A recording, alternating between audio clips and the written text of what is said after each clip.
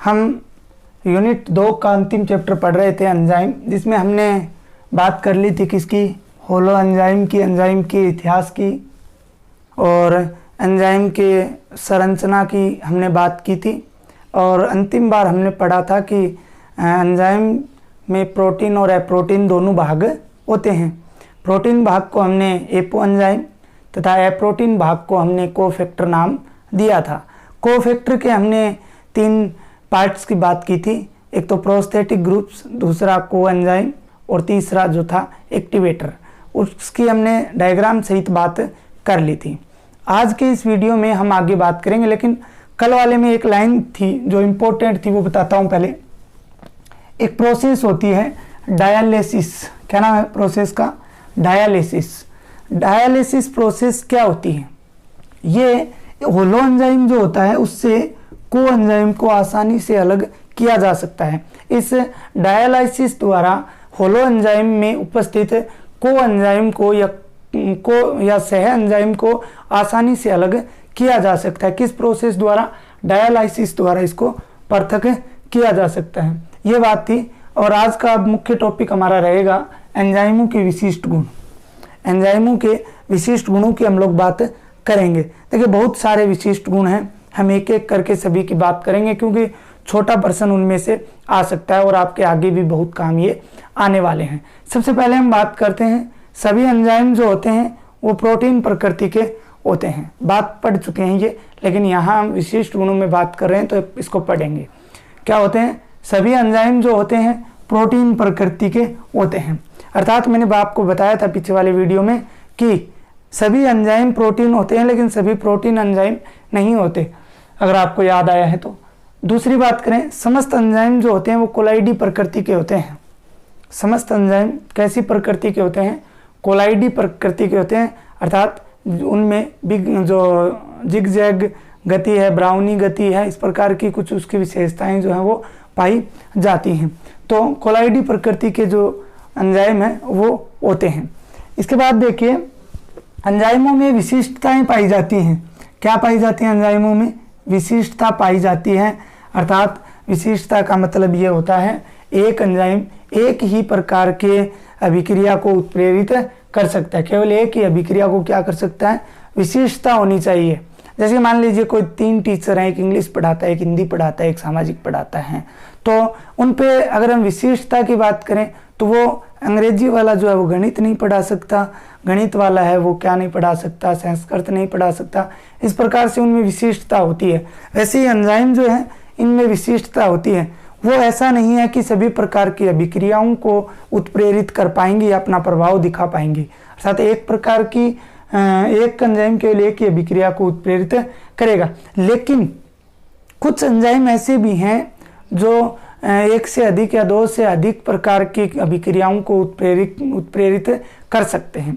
इस आधार पर क्या किया गया वैज्ञानिकों द्वारा, जो एंजाइमों की विशिष्टता है इसको 4 भागों में डिवाइड कर दिया गया। कितने भागों में डिवाइड कर दिया गया? 4 भागों में डिवाइड कर दिया गया। फर्स्ट निरपेक्ष विशिष्टता, दूसरी समूह विशिष्टता, तीसरी बंध विशिष्टता और चौथी त्रिविम विशिष्टता। बिल्कुल इजी है।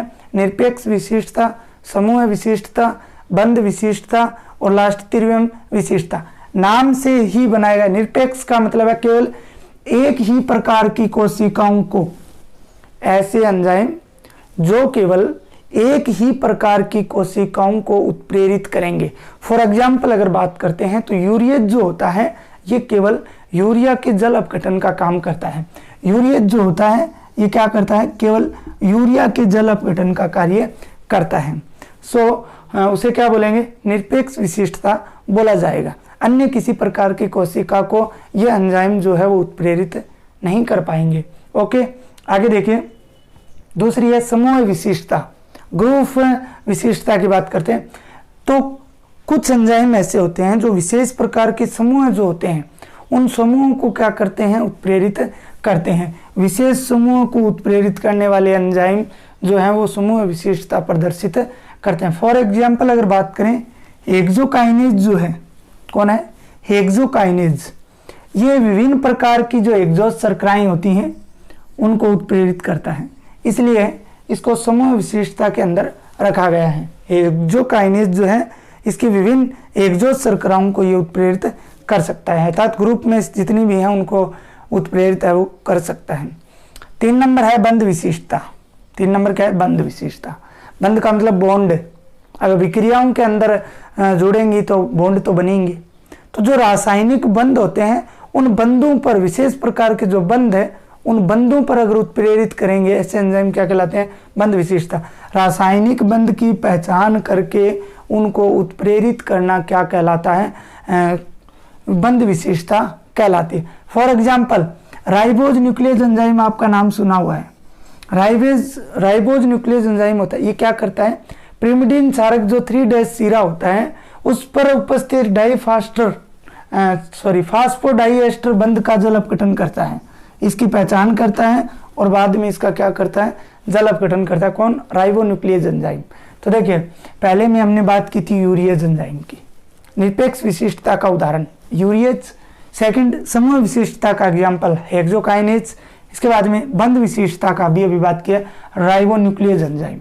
ओके, इसके बाद में 4 नंबर बात करते हैं त्रिविम विशिष्टता। देखिए जो क्रियाधार होते हैं उन क्रियाधारों में बहुत सारे समावयव पाए जाते हैं, लेकिन अगर त्रिविम समावयव को पहचान कर उस स्थान पर उत्प्रेरित करना क्या कहलाता है? त्रिविम विशिष्टता कहलाता है। क्रियाधारों के केवल त्रिविम समावयवों को पहचान कर उनको उत्प्रेरित करना क्या कहलाता है? त्रिविम विशिष्टता कहलाता है। अगर हम बात करें उदाहरण की तो एमिनो अम्ल ऑक्सीडेज के केवल एल एमिनो अम्ल द्वारा होने वाली अभिक्रिया को उत्प्रेरित करता है, न कि डी पर होने वाली को नहीं करता है, डी एमिनो अम्ल पर होने वाली को नहीं करता है, केवल एल एमिनो अम्ल पर होने वाली अभिक्रिया को क्या करता है? उत्प्रेरित करता है। उसे हम त्रिविम विशिष्टता बोलेंगे। इस प्रकार से हमने 1, 2, 3 गुणों की बात की, जिसमें हमने एंजाइम की विशिष्टता में 4 प्रकार पढ़े। आगे देखिए अगला गुण, एंजाइम जो होते हैं उनका आकार बड़ा होता है। एंजाइमों का क्या होता है? आकार बड़ा होता है। ठीक है, लार्ज साइज होती है, बड़ा आकार है, जिसके कारण इनकी अति सूक्ष्म मात्रा भी जो अभिक्रिया की दर है उसको आसानी से बढ़ा सकती है। आकार बड़ा है तो सूक्ष्म मात्रा की आवश्यकता ही पड़ेगी और सूक्ष्म मात्रा ही क्या करेगी? अभिक्रिया की दर को बढ़ाएगी। 5 नंबर बात करते हैं, ये अम्लीय व क्षारीय दोनों प्रकार के क्रियाधारों से क्रिया करने की क्षमता रखते हैं। अम्लीय और क्षारीय दोनों प्रकार के क्रियाधारों से क्रिया करने की जो क्षमता है वो इनके अंदर होती है। 6 नंबर बात इंपॉर्टेंट, एंजाइम इष्टता। एंजाइम इष्टता का मतलब यह है एंजाइमों का विशेष अवस्थाओं में सर्वोत्तम क्रियाशीलता दर्शाना। कुछ एंजाइम ऐसे हैं जो विशेष अवस्थाओं में सर्वोत्तम क्रियाशीलता दर्शाते हैं, अर्थात अच्छा कार्य करते हैं, उनकी जो कार्य करने की क्षमता होती है वो अत्यधिक होती है। उसे क्या बोलते हैं? एंजाइम इष्टता बोला जाता है, अर्थात एंजाइमों का विशेष अवस्थाओं में सर्वोत्तम क्रियाशीलता दर्शाना क्या कहलाता है? एंजाइम इष्टता कहलाता है। Very simple. इसके बाद देखिए अगला भी इंपॉर्टेंट 7 नंबर भी, एंजाइम सदमन या निरोधन। सदमन या निरोधन का मतलब होता है रोकना या कम करना। क्या करना? रोकना या कम करना, अर्थात एंजाइमों की क्रियाशीलता है वो दूसरे रसायनों द्वारा, एंजाइमों की क्रियाशीलता है वो दूसरे रसायनों द्वारा उनको रोका भी जा सकता है और कम भी किया जा सकता है। उनको रोका भी जा सकता है और कम भी किया जा सकता है। उसे क्या बोलते हैं? एंजाइम सदमन या निरोधन बोला जाता है। ठीक है, ये जो सदमन या निरोधन होते हैं ये उत्क्रमणीय और अनुत्क्रमणीय। अनुत्क्रमणीय मतलब जो एक साइड चलते हैं और अनुत्क्रमणीय का मतलब जो दोनों साइड, उत्क्रमणीय का मतलब जो दोनों साइड गति कर सकते हैं। ठीक है, ये हमने बहुत सारे जो एंजाइमों के विशिष्ट गुण थे उनकी बात की और उनमें 3-4 बातें बहुत ही इंपॉर्टेंट, जैसे विशिष्टता, एंजाइम इष्टता और एंजाइम सदमन या निरोधन। आपके इनमें से 1 नंबर का क्वेश्चन जो है वो परीक्षा में आ सकता है। ठीक है, अब हमारा नया टॉपिक रहेगा एंजाइम क्रिया को प्रभावित करने वाले कारक। ठीक है, एंजाइम की जो प्रोसेस होती है उसको प्रभावित करने वाले कारकों की हम लोग बात करेंगे कि कौन कौन से कारक हैं। तो देखिए सबसे पहला जो है वो है तापमान, टेम्परेचर। एंजाइम जो होते हैं वो ताप परिवर्तनों के प्रति संवेदनशील होते हैं। एंजाइम क्या होते हैं? ताप परिवर्तनों के प्रति संवेदनशील होते हैं। भाई कारक क्या पढ़ रहे हैं?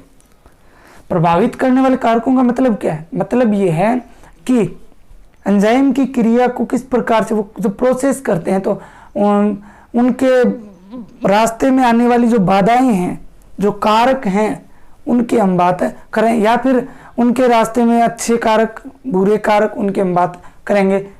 इसीलिए प्रथम बात कर रहे हैं ताप परिवर्तनों के प्रति जो भी एंजाइम हैं वो संवेदनशील होते हैं।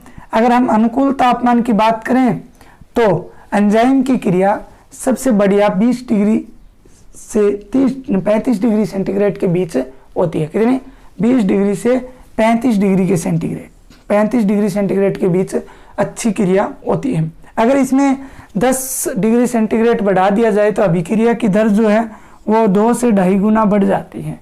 2 से क्या हो जाती है? 2.5 गुना बढ़ जाती है। अगर क्या करेंगे हम, 10 डिग्री और बढ़ा दिया जाए तो क्या होगा? जो अभिक्रिया की दर है वो 2 से 2.5 गुना बढ़ जाती है। इसके बाद में देखिए अगर 35 डिग्री सेंटीग्रेड से अधिक हो जाता है तो धीरे धीरे अभिक्रिया की जो दर है वो मंद होने लगती है। अभिक्रिया की दर जो है वो क्या होने लगी? कम।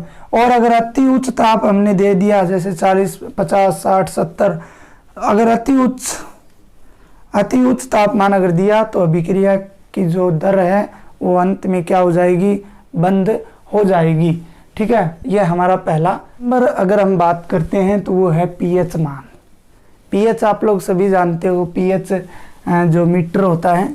ठीक है, सोरेनसन नामक वैज्ञानिक ने 1909 के अंदर इसकी खोज की थी, पीएच मीटर की। ठीक है, केमिस्ट्री के अंदर आप लोग पढ़ते हो, 10वीं क्लास में भी आप लोग पढ़ के आए हो पीएच मीटर के बारे में। 1 से 14 तक इसके जो मान हैं वो होते हैं।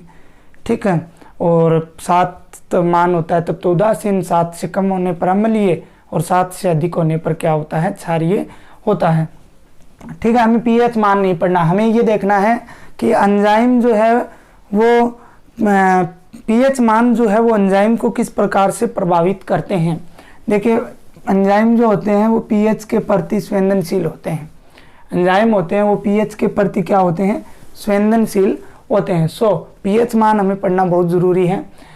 तो अगर हम पीएच मान के अनुकूलतम मान की अगर बात करते हैं तो अगर पीएच 5 से 7.5 के बीच के परास में है तो ऐसा समझिए एंजाइम जो है वो अच्छी तरह से कार्य करेंगे। उनकी परास में जो कार्य करने की क्षमता होगी वो अधिक होगी। कितने में?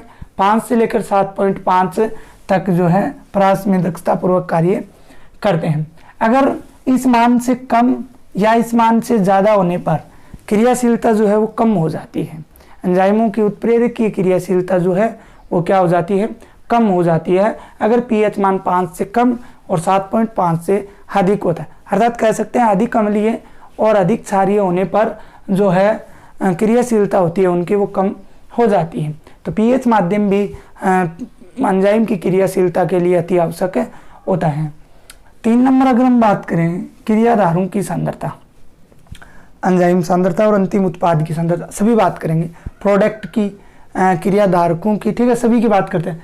क्रियाधारों की सांद्रता, देखिए क्रियाधारों की जो सांद्रता है वो अगर तीनों निम्न भी हो सकती है, अधिकतम भी हो सकती है और क्या हो सकती है? श्रेष्ठतम भी हो सकती है। अगर निम्न होगी तो क्रियाशीलता क्या हो जाएगी एंजाइमों की? कम हो जाएगी। अगर श्रेष्ठतम है तो वो क्या हो जाएगी? क्रियाशीलता को बढ़ाती है। और अगर अधिकतम है क्रियाशीलता, क्रियाधारों की सांद्रता अगर क्या है? अधिकतम है तो क्या हो जाएगी? स्थिर हो जाती है। यह मेन मुख्य बात थी किसकी? क्रियाधारों की सांद्रता की। क्रियाधारों की सांद्रता में अगर निम्न है तो कम, और अगर श्रेष्ठतम है या बढ़ती है तो बढ़ेगी क्रियाधारों की सांद्रता। अगर बढ़ती है तो एंजाइमों की क्रियाशीलता भी बढ़ेगी। और अगर अधिकतम हो जाएगी क्रियाधारों की सांद्रता तो एंजाइम की क्रियाशीलता है वो क्या हो जाएगी? स्थिर रह जाएगी। इसके बाद में एंजाइम सांद्रता, देखिए जैसे जैसे एंजाइम की सांद्रता बढ़ती जाएगी तो सीधी सी बात है अभिक्रिया की गति भी बढ़ती जाएगी। एंजाइम की सांद्रता अगर बढ़ती जाएगी तो अभिक्रिया की दर जो है वो भी बढ़ती जाएगी। इसके बाद बात करते हैं अंतिम उत्पाद की सांद्रता। जो प्रोडक्ट प्राप्त होता है, लास्ट प्रोडक्ट जो प्राप्त होता है, अंतिम उत्पाद की जो सांद्रता है वो अगर बढ़ती है, उसमें वृद्धि होती है, तो ये क्रिया क्या हो जाएगी, मंद हो जाएगी। 6 नंबर अगर हम लोग बात करते हैं तो एंजाइम विष या उन्हें बोला जाता है एंजाइम निरोधक या एंजाइम विष, इसकी हम बात करते हैं। मतलब रोकना, जहर, निरोधक का मतलब रोकना, बैरियर। तो एंजाइम उत्प्रेरण की जो क्षमता है उसको ये पदार्थ क्या कर देते हैं, कम कर देते हैं। ऐसे पदार्थ जो एंजाइम उत्प्रेरण की क्षमता को क्या कर देते हैं, कम कर देते हैं। अर्थात एंजाइम के सक्रिय स्थलों से संयोग करके एंजाइम के जो एक्टिव साइट्स जो हैं उनसे जुड़कर, ठीक है ना, उनको क्या कर देते हैं, निष्क्रिय कर देते हैं। उन्हें क्या बोलते हैं, एंजाइम निरोधक या विष बोला जाता है। इसके बाद में ये जो है एंजाइम निरोधक या विष, इसको संदमन अभिक्रिया जो है उसको 2 प्रकार होते हैं। कितने प्रकार होते हैं, 2 प्रकार होते हैं। पहला है प्रतिस्पर्धी निरोधक, दूसरा है प्रतिस्पर्धी निरोधक। प्रतिस्पर्धी निरोधक क्या होते हैं, ऐसे पदार्थ होते हैं कि जो एंजाइम के सक्रिय स्थलों से जुड़ने के लिए, ऐसे पदार्थ जो एंजाइम के सक्रिय एक्टिव साइट या सक्रिय स्थलों से जुड़ने के लिए क्रियाधार अणुओं से स्पर्धा करते रहते हैं, जुड़ने की कोशिश करते रहते हैं, उन्हें क्या बोलते हैं, प्रतिस्पर्धी निरोधक बोलते हैं। जैसे मेलोनिक अम्ल जो है वो सक्सनिक अम्ल का प्रतिस्पर्धी निरोधक होता है। मेलोनिक अम्ल जो है वो सक्सनिक अम्ल का प्रतिस्पर्धी निरोधक होता है। ऐसे पदार्थ जो एंजाइम के सक्रिय स्थलों से जुड़ने के लिए क्रियाधार अणुओं के साथ क्या करते रहते हैं, प्रतिस्पर्धा करते रहते हैं। और लास्ट है अप्रतिस्पर्धी निरोधक। भाई ऐसे पदार्थ जो एंजाइम अणुओं से जुड़ने के लिए प्रतिस्पर्धा नहीं करते हैं, वो उनसे स्थायी रूप से जुड़ जाते हैं। एंजाइम के अणुओं से क्या हो जाते हैं, स्थायी रूप से जुड़ जाते हैं और जुड़कर एंजाइम की संरचनात्मक क्रिया में परिवर्तन लाते हैं। संरचनात्मक क्रिया में क्या लाते हैं, परिवर्तन लाते हैं। जैसे कि इन पदार्थों को कोशिका आविश भी कहा जाता है। जैसे पीबी आयन, एचजी आयन, एजी आयन, ठीक है, ये आयन जो है ये विक्रियक जो है उसकी क्रियाविधि को संमित कर देते हैं। तो इस प्रकार से हमने आज क्या पढ़ लिया, आज हमने विशिष्ट गुण की बात हमने कर ली है, ठीक है। विशिष्ट गुण और प्रभावित करने वाले कारक हमने पढ़ लिए हैं, या ऐसा बोल सकते हैं प्रभावित करने वाले कारकों तक हमने पढ़ लिया। अब शायद आगे आने वाली वीडियो में हमारा ये चैप्टर जो है ये पूरा हो जाएगा। उसमें रहेगा मोड ऑफ एंजाइम ठीक है ना। एंजाइम की जो विधियां हैं उनकी बात हम करेंगे। एंजाइम की जो विधियां हैं या मेथड्स ऑफ एंजाइम की क्रियाविधि है उसकी हम अगले वीडियो में बात करेंगे। आज के लिए इतना ही।